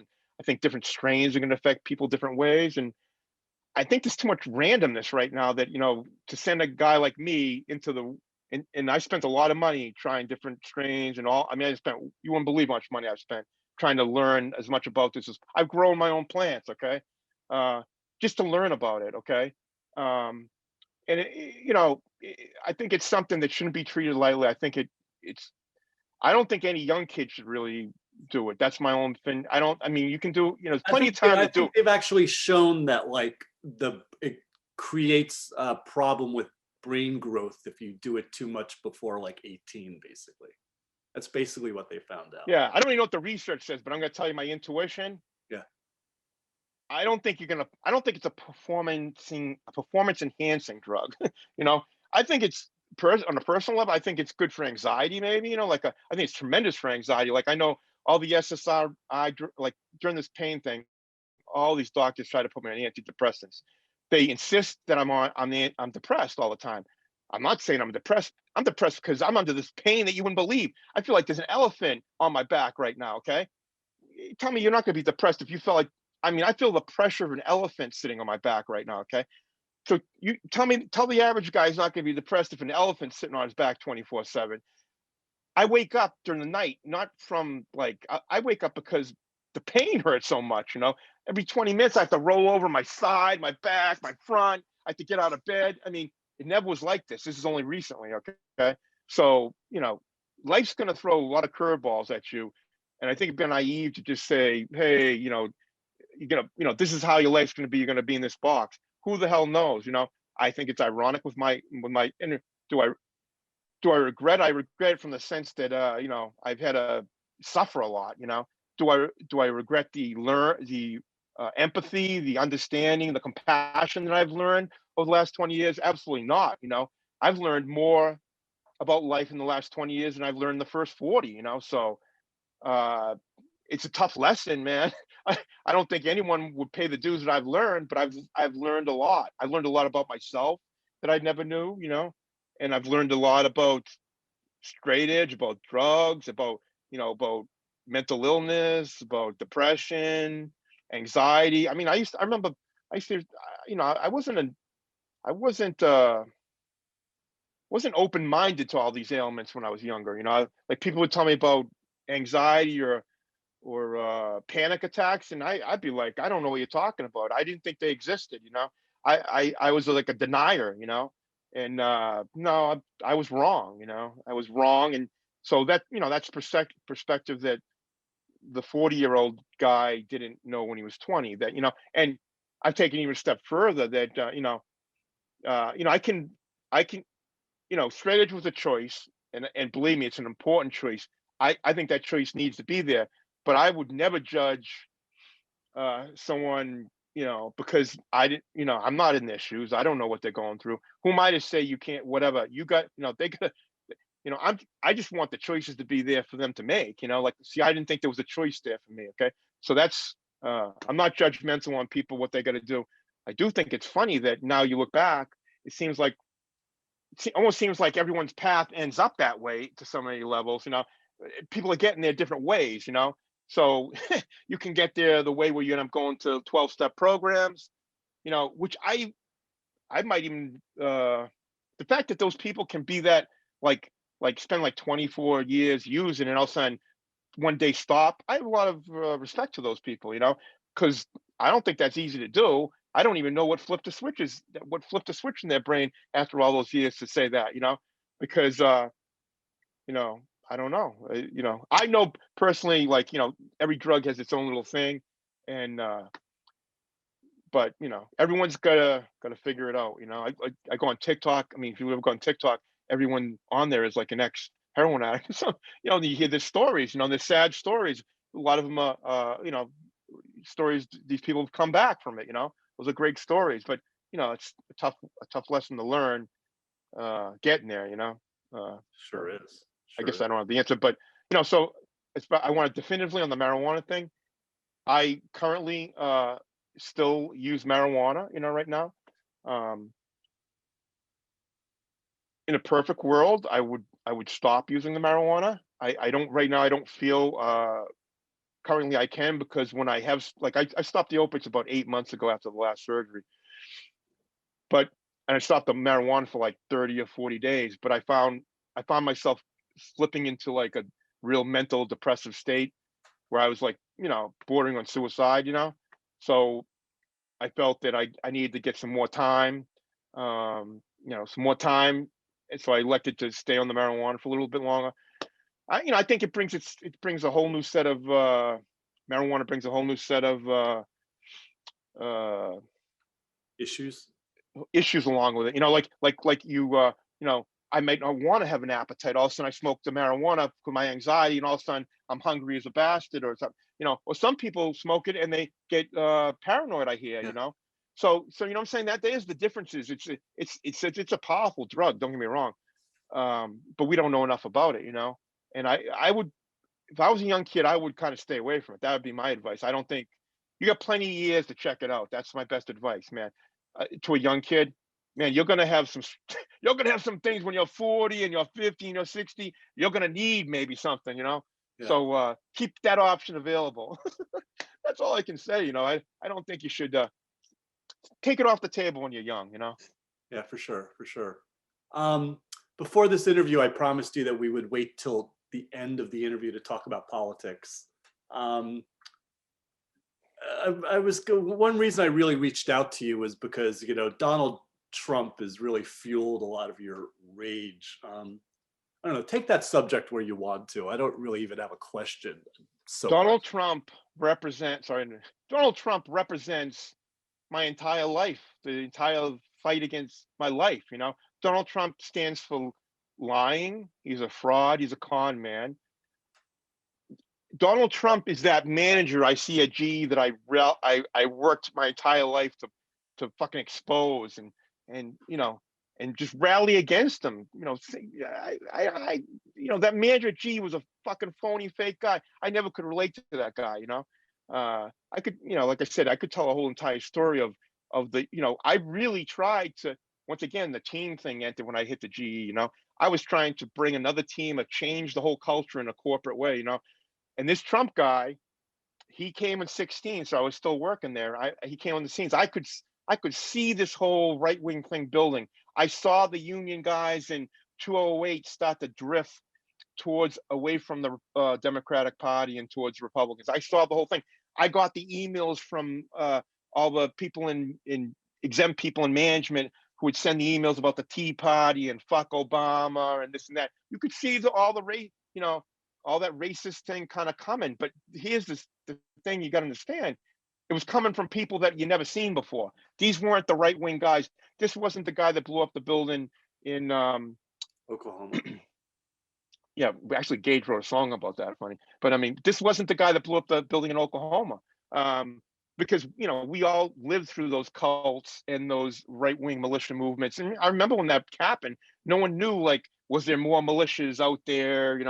And government, I mean, the FBI did a good job of going to Michigan or whatever and Ohio and breaking those militia groups up. But they probably weren't huge numbers. Who the hell knew what they were? I know that was a seminal moment. I think that we obviously had the guy in Guyana, that cult happened. We had this misinformation. We had the guy in Waco, Texas. We had this culty behavior. And let's face it, even hardcore has some culty kind of history. 100%. So you can't ignore that. And I think at this moment, you could see it festering in 2016. I can remember this moment where like 10 guys were in my office. Guys used to hang around my office because we're all kind of bonding, and these guys, you could see they were heading into the Trump direction. And I heard them all like kind of like the locker room, oh Trump, oh and I said time out, and I had to yell time out. You fucking guys don't know what you're messing with. This guy is a bad man. I said, I followed this guy since the 80s because when I, hung around I went to New York, I used to tabloid paper and watch all that, more Downey shit and all that, all that talk. And, he was on the tabloid, all Trump, So, with a Geraldo shows or whatever, I knew his act, It's fucking poor. He's like, he is the con man when I think of him, okay? There's guys at GE, like my manager was like a con man, when I look at those two faces, I have the same, disgust when I see my manager's face and I see Trump's face. And so I'm warning all my friends. At the same time, I see my friends, people aren't aware of it. I see them, they're all starting to buy weapons, guys that never would have a weapon started buying guns. You could see it all happening, this the real just negative talk, racist talk, bullshit. You could see, and these are union guys. Union guys would always vote Democrat. So you could see the change. I mean, if the Republican Party saw it coming, but I saw it coming, I saw this transformation appealing to these people, I mean, I saw things coming that shocked me because I knew these are things I saw in 1980 with bands like Screwdriver and, white nationalist kind of things, the KKK. I mean, SSD kind of rallied against that stuff at times. We saw if those guys came to Boston, we went after them.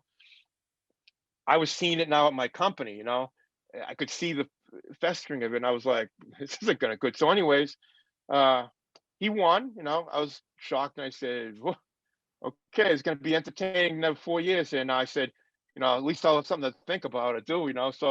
So only thing I was just trying to. I don't want to tell people anything, okay? That's not my thing, okay? I don't tell people. I just want to, if people can't, I'm not sure if everyone thinks like basically I don't even like I don't like Google stuff and try to, I just like think things out, okay? I'll just walk you through an exercise because it might not be. Let's talk about vaccine and vaccines, okay? Here's how I think about vaccines, okay? Historically, we've had these viruses over the years, thousands of, what mankind been around, uh, Egyptians 4,000 years ago, something like that. These viruses have come up historically, through cycles and periods of years. This isn't something new, okay? You know, I think vaccines might go back to the, uh, 10th century or whatever, Chinese people trying to figure out how to, because these plagues would wipe out, 500 million people or something, So this isn't something new. So this is how I think of things. I'm like, so they weren't technically there as proficient as we are, but they were still trying to solve problems, cure disease, right? Cure pestilence, make sure your crops can grow. Okay. This is all science and technology, man. So, um, so the evolution of advancements in science, we've got vaccines now. We've got like what, three vaccines about to be on the market, maybe as many as 5 or 6, right? So when I think of this, I just look at the numbers. There's 6 vaccines. There's 15,000 people work at the CDC, 15,000 people work at the FDA.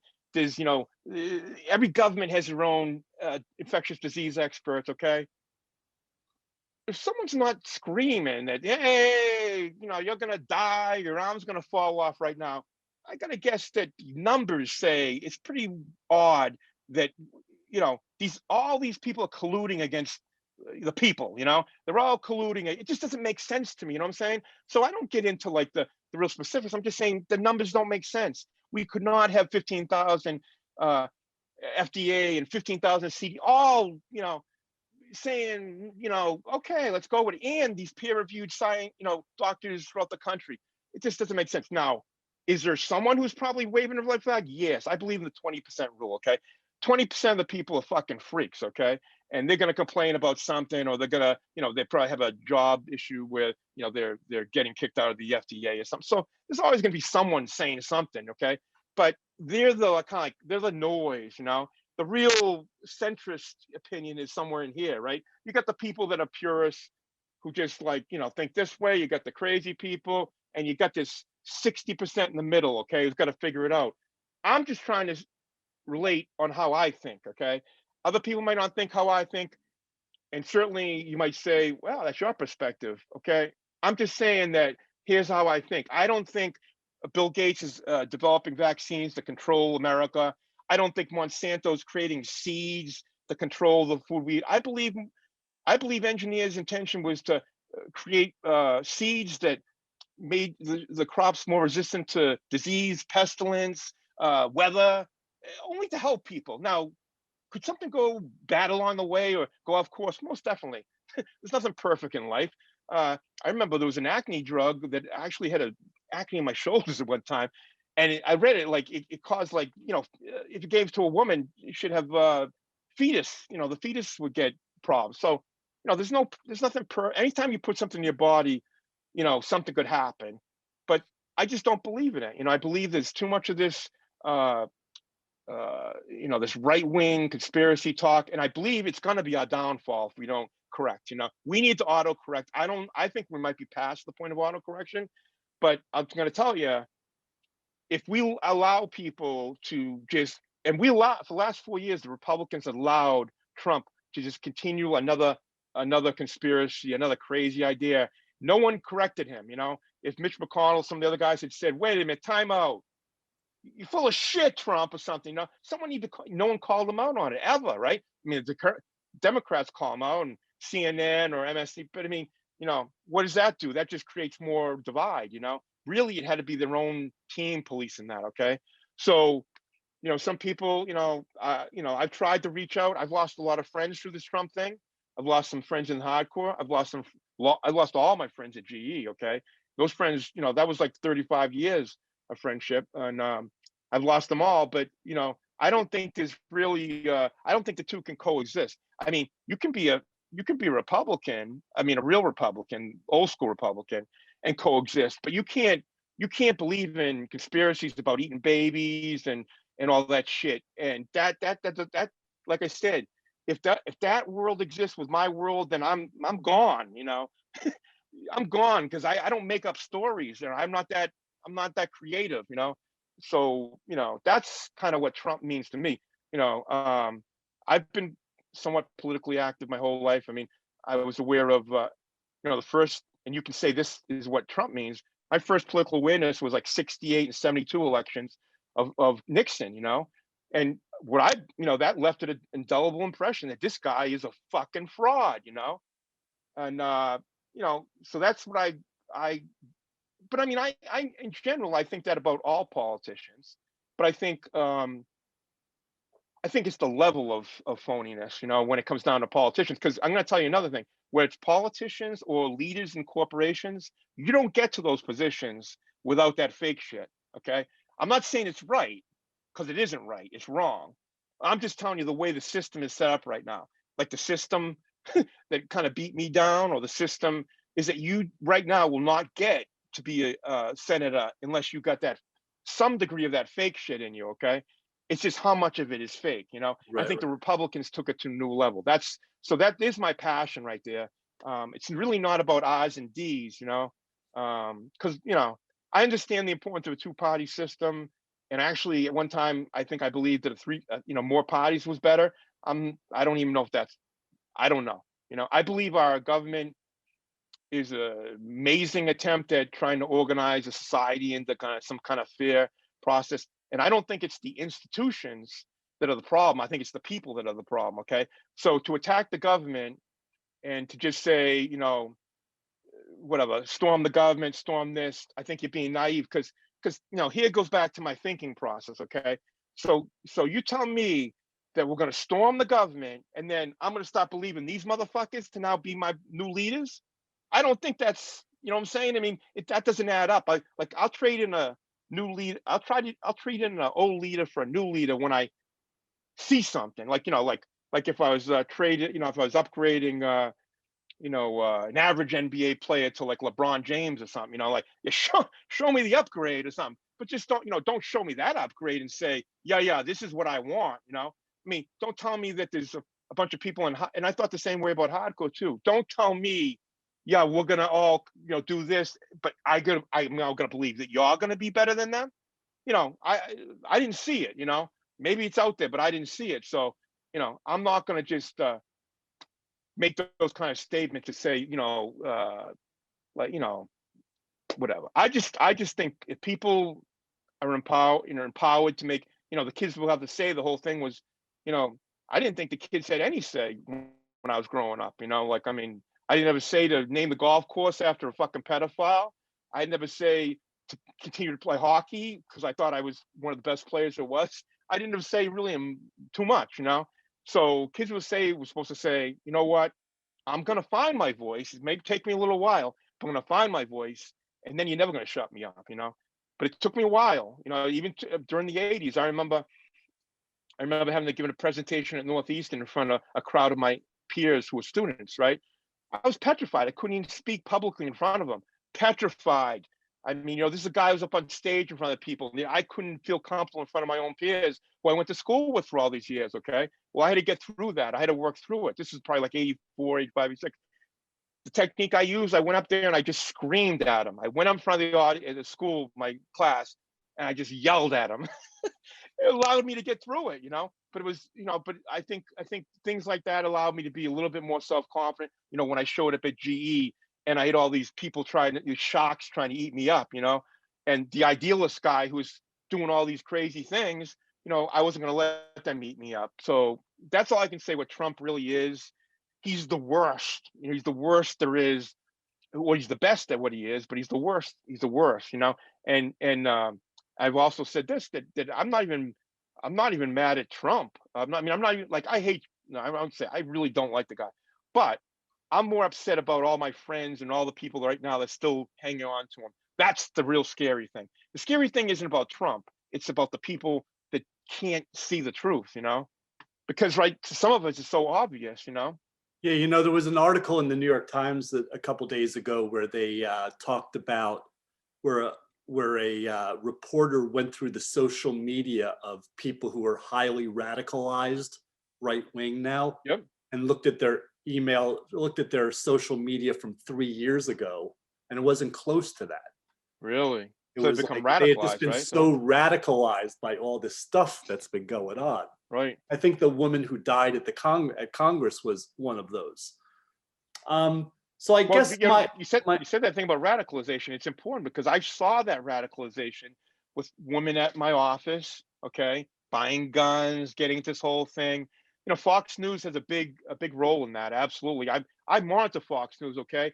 And their gotcha TV, they know how to tweak like the average quote, that's 60% in the middle. They know how to tweak them by telling these little stories about how this guy was denied his right or something like this. They're very good at what they do, and they peak in the night as Sean Han. They peak as they go up in the night.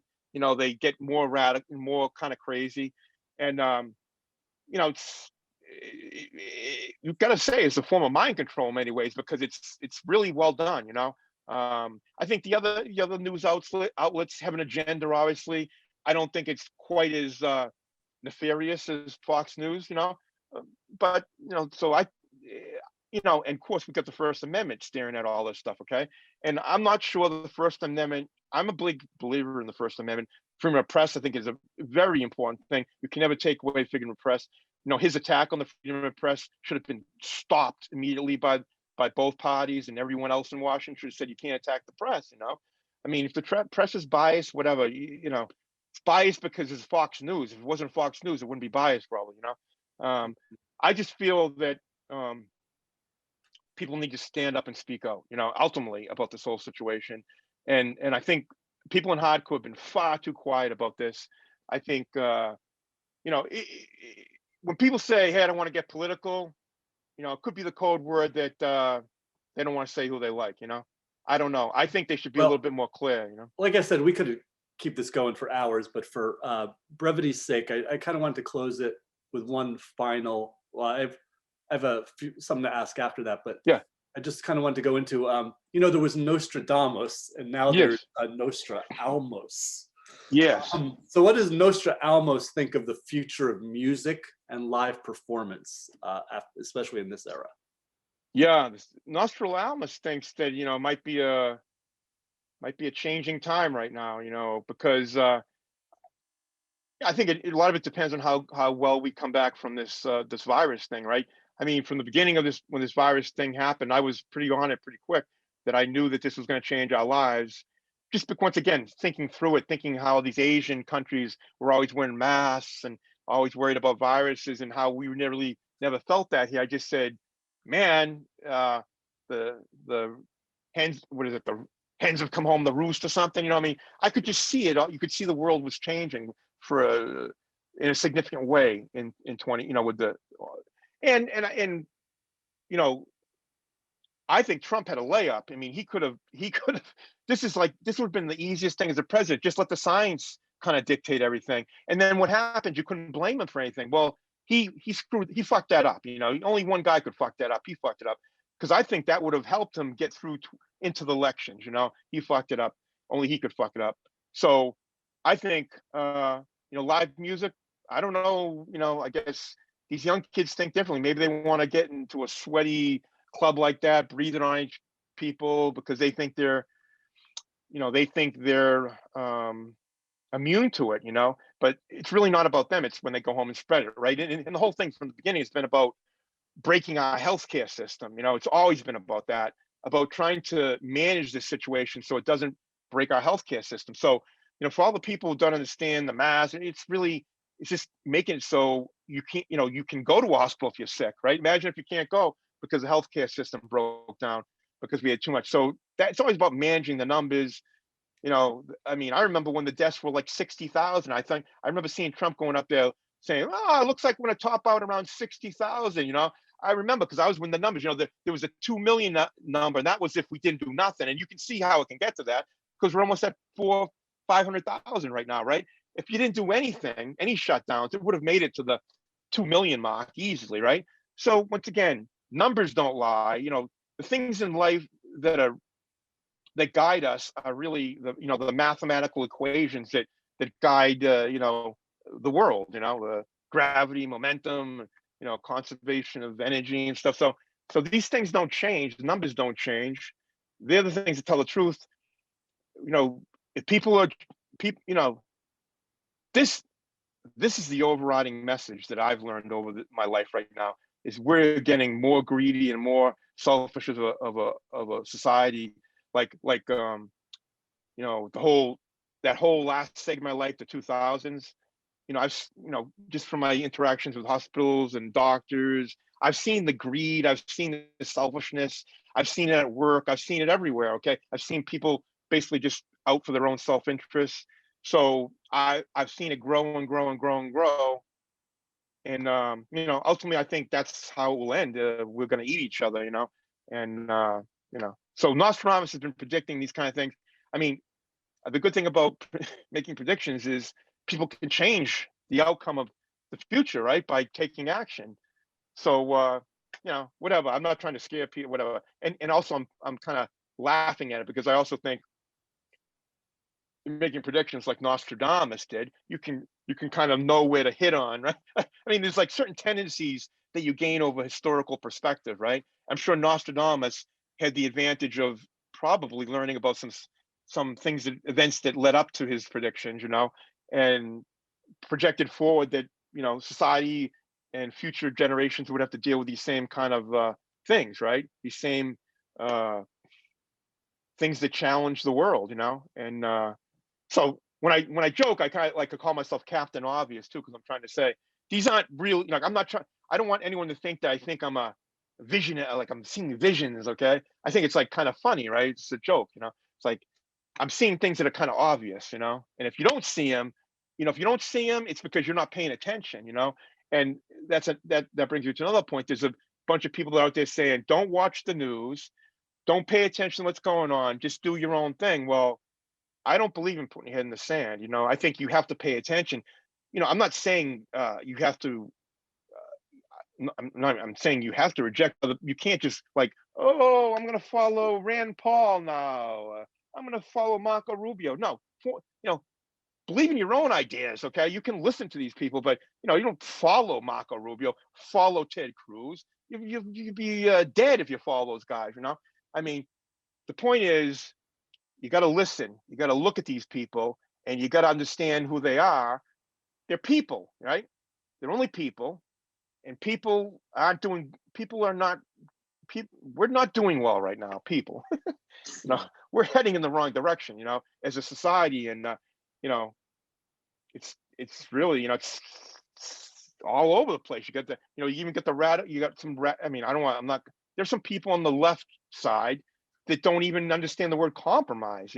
It's like their way or the highway. That's not how life works. You can't have everything you want.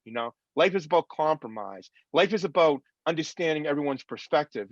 There's people on the left that want to just like, fuck it, we've been waiting too long, it's time to take it.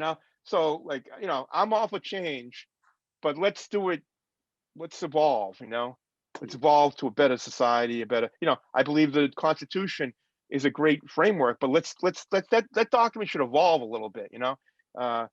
No one, and I don't think the framers thought that they were going to accurately predict what the future held. Okay, they did a hell of a job laying this out for us. Okay, but to hear these constitutionalists say, "Oh, you can't touch this," it's like it doesn't make any sense. Why would you say a document that old is perfect? You can't touch it. Just doesn't make any sense. So we need people, logical people, to start speaking up and thinking logically. We can't be guided all by religion and these fundamental religious ideas or fundamental nationalist ideas, or the Constitution can't be touched. It just doesn't make any sense. So I do something called a lightning round. I'll ask you Okay. about a band or a person and just say the first sentence or two that comes up. So Black Flag. Blunt force in your face. That's what I think of Black Flag. Bad Brains. Greatest band of all time, but biggest disappointment of all time. The greatest band of all time, but You know, I gotta make that clear. The greatest band, not hardcore band, the greatest band of all time, but also the biggest disappointment of all time. Well put. Well put. DOA. Again? DOA. DOA? Yeah. DOA, like chaos, I guess. I just thought of DOA being like the soundtrack of chaos for me. You know, like I just think of this full on chaos, you know? Like no, you know, just like full on chaos. Because I don't know, the DOA shows in Boston were somewhat of the more chaotic ones. I'm not sure. I gotta hope that it was the music that made it that. I believe that. I can't, you know, I can't go back in time.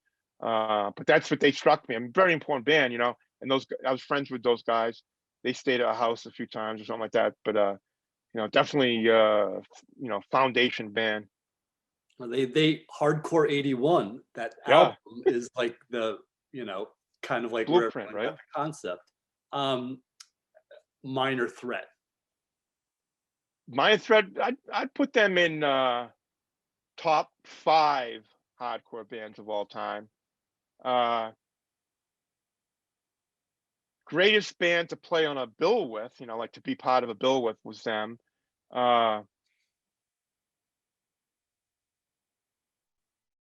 Like I don't know like how I'd call it, but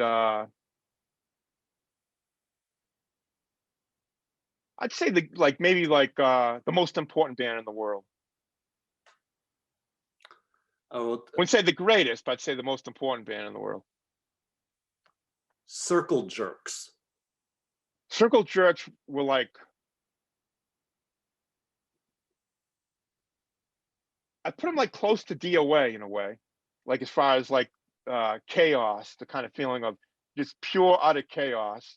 And those are the only 2 bands I might think of in that line. But I think they were like, I thought they were like professional, like really professionally. For the amount of chaos, I thought they were real pros at it. If that means anything, you know. Yeah, that was an incredible live band, right? Incredible live band, like you know, like yeah, top 5 definitely, you know. Yeah. TSOL. TSOL, like I wrote about TSOL in that choice in that in my the thing I wrote in my rules. I thought TSOL was a very great band, very interesting band because they were different, you know. They weren't like everyone. They had their own unique flavor to the mix, you know. And you know, I think that by itself brought some controversy with them. You know, I remember there was like, you know, a lot of anti-TSOL talk, you know, somewhere in the 80s or something, you know, and I wrote like, you know, yeah, you don't like them, but I mean, just don't like join the crowd and you know, ganging up on them. That's what I felt was going on. I felt like there was like, you know, there was groups that were just ganging up on TSOL. I didn't think they deserved that. So you know, I just, that's what I meant by it. Like, yeah, are you just like hating on TSOL because everyone else is, or do you really hate TSOL? You know, and I felt there was a bunch of that. You know, so I anyways, remember when they came to Washington, D.C., everybody was like, fuck TSOL, because of that they, you know, Rollins thing. And TSOL showed up at these 6'3" surfers, like, what? yeah. What? To bring it, you know? And What that was the end of the conflict. tell you, it's funny. So when they played in Boston at Streets, okay, we played with them the show. So I remember going downstage. I think we were on the bill. If we weren't on the bill, we were backstage with them. And I remember downstairs, you know, I heard about TSOL. You know, at the time, I'm like, okay, I was gonna say, like, are these guys gonna fucking, you know, when I go downstairs, they're gonna fuck around with me. We're gonna have a, you know, I don't know what's gonna happen. You know, but I remember saying it. These are guys, big guys, you know. But they didn't like, they were nice to me, you know. Of course. I didn't know the reputation was what it was, you know. Like, put it this way, if I came downstairs, they immediately started fucking like fighting with me or something. I was like, then that would have been a different TSOL. I didn't think that's who they were, you know, and they weren't that guys. Yeah. You know? What Nice an incredibly intense band. I actually had the pleasure of seeing them in the West Coast. And they were Oh yeah, a totally different sensation on the West Coast than the East Coast. And it was a I big bet. deal. It was a big deal. And it was really scary and violent. And Yeah, they had a scary crowd, right, back then for on the West sure. Coast. Oh my Yeah. God.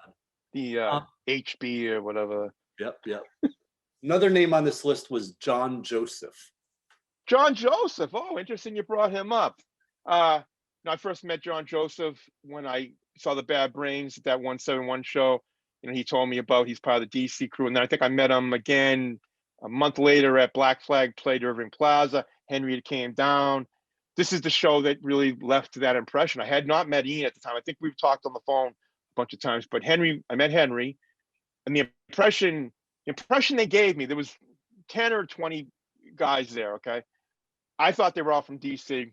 And the impression I got were they were all this, X's on the hand, straight edge guys. Okay, that really, lasting impact, lasting image to me, image of strength and unity, and the guys sticking together, fuck, not drinking. And I said, I could relate to it because, like I said, I was already kind of progressing away from drinking when we went to New York.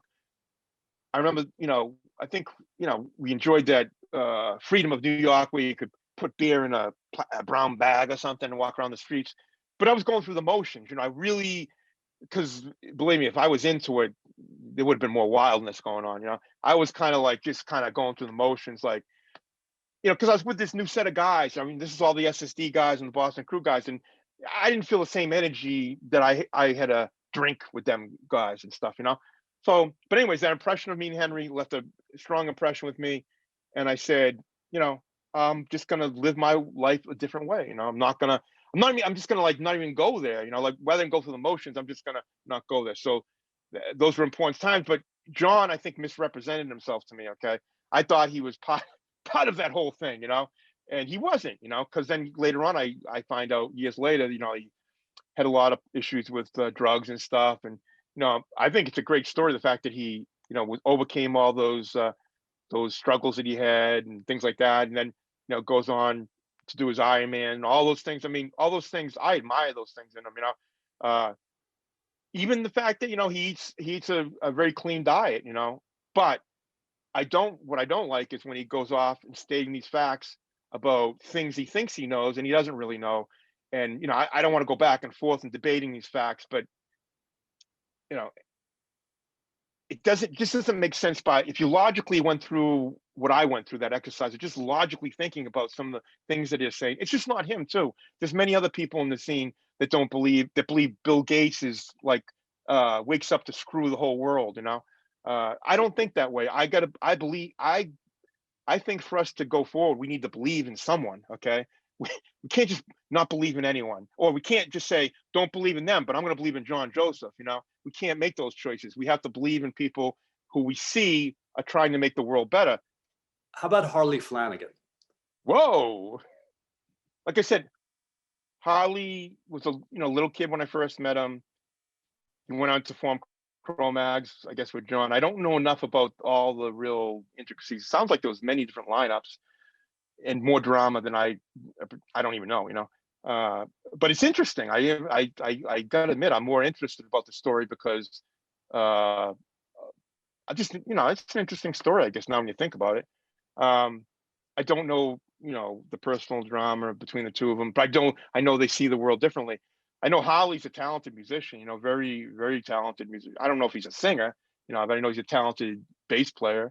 Maybe, he's a drummer when I knew him. I didn't even know he was a bass player. I didn't even know he played bass, till later, but I think he said something about Boston people somewhere on some video once. I took exception to that. So that's my only comment. I don't think he quite sees things as from our perspective. He might see it from his perspective. In his perspective, it was, there wasn't much of a scene early on the days. I agree. After that Gildersleeve show, there was a much different, it was a later maturing New York hardcore scene. And, certainly they've left their mark. I mean, it's undeniable, right? I mean, all these bands that have kind of, the different evolutions of bands and stuff, I mean, it's undeniable. New York hardcore has left a huge mark, right? Maybe bigger than Boston. I don't know. How about Springer? Springer. So Springer, I'm not gonna put Springer in the same category as G.G. Allen, but let's say there's some commonality there. But it's just not the guy. Like, I mean, he's a great front man, but we just, we're different kind of guys, like I don't want to get into it, but like he he would be the guy that goes into a store. He's a taker, not a giver. Let's put it that way. I'm a giver, okay? I'm not a taker, and that's the way I look at things. Isn't there a story, like, was it in American Hardcore maybe, or I'm trying to remember the source, maybe the American Hardcore book, where he stole something from a store on tour and you made him go back and return it or something like that? Well, he stole some from the store, and he just I'm not sure. I I don't even know if I think he's still the same guy actually, and I'm still the same guy, so that's pathetic actually. But but he might be worse. But we just look at the world differently. I think he looks at the world as something to take. I look at the world as something to give. Like what can I give back? It's just a different way of looking at things. There's a place in my world for Springer. Can, can we coexist in a band together? That was the struggle. Yeah, yeah. So can we coexist together? We did pretty good, I think, to make it as long as we did. And I think the 2024 thing isn't about me wanting to go back on stage. 2024 is about me trying to save my life, to find, to find a way to get up off the floor and, regain some type of functionality in my life. And it's really a challenge, 2024. But certainly at the same time, 2024 would be a celebration of the band and a way to mend those fences with Springer in a way. Like maybe I'm not going to say they're going to be all love here. There's probably going to be a lot of heat at the beginning, and we might have to get through some tough love. Hopefully we can get past some of the initial reintroductions of ourselves, and some to get to get you to must some have common issues still about the fact that, I mean, you basically had this guy taking drugs and singing straight edge lyrics, right? I mean, he's singing your heartfelt lyrics about a certain state of mind, and he's of a different state of mind. I give him credit for it, though. I mean, who can do that? I couldn't do that. I mean, what I'm saying, but I mean, some people can do it. I don't know. Like, I really do give him credit for that. That he could actually do that. And he never said, I can't. Anywhere in the process did he ever say, I can no longer do this? Which is even wilder, right? And in the Break It Up, the reins were removed. He did write some of his own lyrics on that. Not many, but he did write a little bit more on Break It Up. It's just, I don't know. I feel, like I said, I feel weird about it. Like, I'm not the singer. I shouldn't be writing the lyrics maybe, but I did. Do I regret it? I don't regret it, but I give him credit for working with me. This has been such an amazing interview. I just want to close with one last one. Is what would you say about your legacy, the legacy of Al Barile? What's my legacy? Yeah. My legacy is that I tried to be a good leader and help to empower other people through my empowerment, my self-empowerment, my growth, to make other people, just use their brain, think a little bit, use their head and think things through, and see the world a little bit differently, and open your mind to just, what the choices you make them because you believe in them, not to like just take other people's choices and go along with the crowd. I mean, if that isn't one thing that I could say, is to just not go along with the crowd. Have the confidence, have the power, have the self-belief to stand up to the crowd, really. So I think if you look through all the everything in my life, my career, my music, the Gage thing, was to try, keep trying to get better, right? Wake up every day with a plan to be better than the last day. I think me and John Joseph might agree in that. I've always believed in that. I think it's more than maybe discipline or whatever like that, and coaching. I think there's other things that add in. But I believe in teams. I believe that, we grow strength from each other. I completely believe in teams, and hopefully teams will get us out of this situation right here, that people instead of splitting apart, we'll grow together. You know, hopefully this unites us instead of divides us. It's not looking backwards, it's looking forwards too. Like, how do we get out of this right now? You know, I mean, I don't know if you follow on Twitter and stuff. Just, you know, certain Republicans have been outspoken during this whole time. Those are the ones that I look up to right now. You know, because they're the bravest ones. You know, they basically gave up their whole life, their whole career, their whole ideology, everything they believed in for like 30 or 40 years. They just basically had to give it away. You know, so those are the people. Those are the courageous people that I look up to. Awesome, awesome. So thank you, Al, for all your amazing input. I hope you put it Thank you to together, everyone man. I for don't know. listening.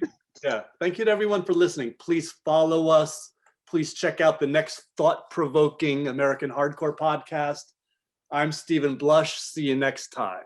The American Hardcore Podcast is a production of the Blush Media Network. For further information, blushmedianetwork@gmail.com. Thank you for listening.